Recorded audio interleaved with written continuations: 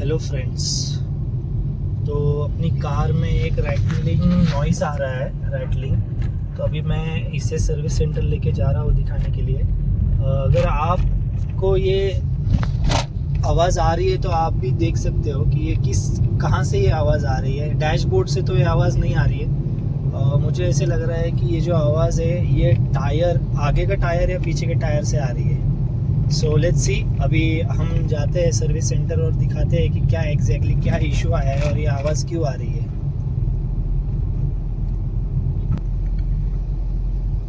आप नोटिस करना, ये जो आवाज़ है कर कर कर इस तरीके से आ रही है। आप सुन सकते हो तो आवाज़ सुन लो।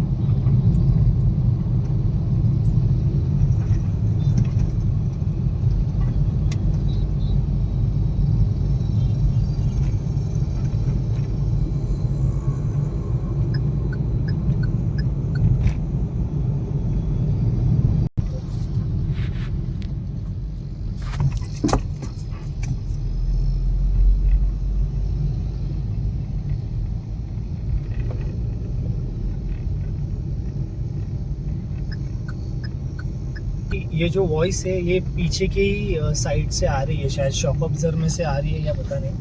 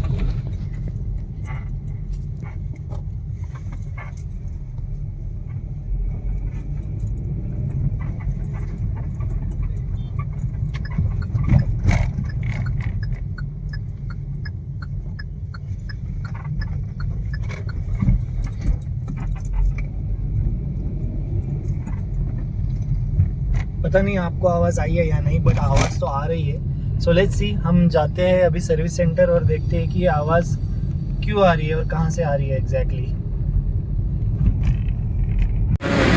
तो अब हम सर्विस सेंटर आ गए हैं। ये है सातारा रोड पे कोटारी हुंडई। अभी देखते हैं यहाँ पे क्या होता है। मैं अंदर जाके आया हूँ, इन्होंने एक सर्विस पर्सन भेजा है जो कि ट्रायल लेगा और चेक करेगा कि क्या इशू है। Let's see.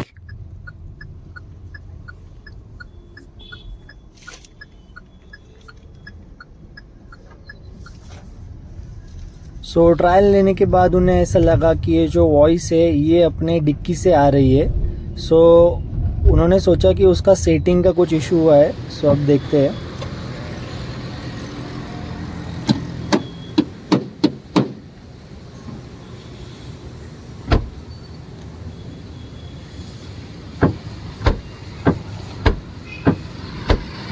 तो यहाँ पे हथौड़ा मारने के बाद भी आवाज़ कुछ बंद नहीं हुआ है। तो अब उन्होंने मुझे सजेस्ट किया है कि आप जो है कोंडवा चले जाइए, वहाँ पे अपना एक और सर्विस सेंटर है जहाँ पे बॉडी का रिलेटेड काम होता है। सो लेट्स सी, अब मैं वहीं पर आया हूँ। ये है कोंडवा में कोटारी हुंडई, एक अलग शोरूम है।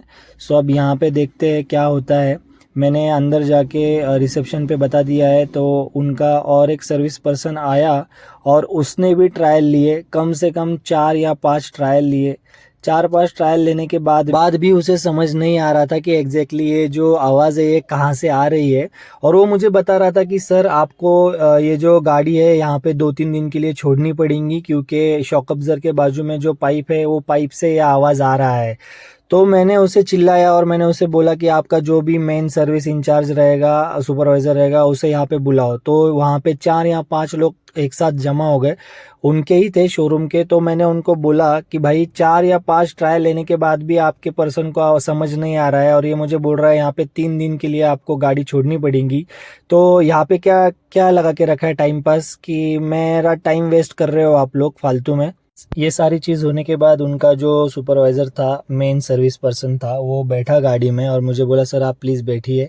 और उसने कार को स्टार्ट किया, थोड़ा ही आगे लिया तो आवाज़ आ गया और उसे समझ गया। वो मुझे बोला कि सर ट्रायल की भी ज़रूरत नहीं थी, मुझे समझ में आ गया है कि एग्जैक्टली प्रॉब्लम क्या है। आपको मैं ये इशू सॉल्व करके देता हूँ और अभी करके देता हूँ, आप प्लीज़ थोड़ा सा काम हो जाइए और टेंशन फ्री हो जाइए, ऐसे मुझे उसने बोला। और ये सब बोलने के बाद में उसने तुरंत मेरी कार को अंदर लिया। अंदर लेने के बाद उसने नीचे के जो स्क्रू रहते हैं वो स्क्रू को ओपन किया, उसमें ग्रीस लगाया और फिर से वो स्क्रू को टाइट किया अच्छे से प्रॉपर। और उसके बाद में बोनेट भी खोला और बोनेट के अंदर से भी उसने एक स्क्रू को टाइट किया। तो जैसे ही उन्होंने ये सारी चीज़ें कर दी, उसके बाद में गाड़ी से आवाज़ आना लिटरली बंद हो गया। तो प्रॉब्लम ये होती है ना कि अगर सर्विस पर्सन सही हो, उसे समझ आ रहा हो तो कुछ इशू आपको फेस नहीं करना पड़ेगा। लेकिन अगर उसे कुछ समझ ही नहीं आ रहा है और वो बस ट्रायल ले जा रहा है तो उसमें बहुत प्रॉब्लम होगी। फर्स्ट आपका प्रॉब्लम तो सॉल्व होगा नहीं, ऊपर से आपका टाइम वेस्ट होगा और इरिटेशन तो अलग ही लेवल की हो जाएगी। सो फ्रेंड्स, अब मेरी कार से वो आवाज़ आना लिटरली बंद हो चुका है और कार एकदम स्मूथ और अच्छे से चल रही है। अगर आपको ऐसे ही कुछ इश्यूज आते हैं और वो लोग फर्स्ट ट्रायल में अगर उन्हें नहीं समझ आता है तो उनका जो भी मेन सर्विस पर्सन रहेगा आप उसे ही बुलाइए और उसे ट्रायल लेने के लिए बोलिए, ना कि ऐसे आप टाइम वेस्ट करें। यही मेरा आपको सजेशन रहेगा। So friends, thank you so much for watching this video. Please like and subscribe to my channel.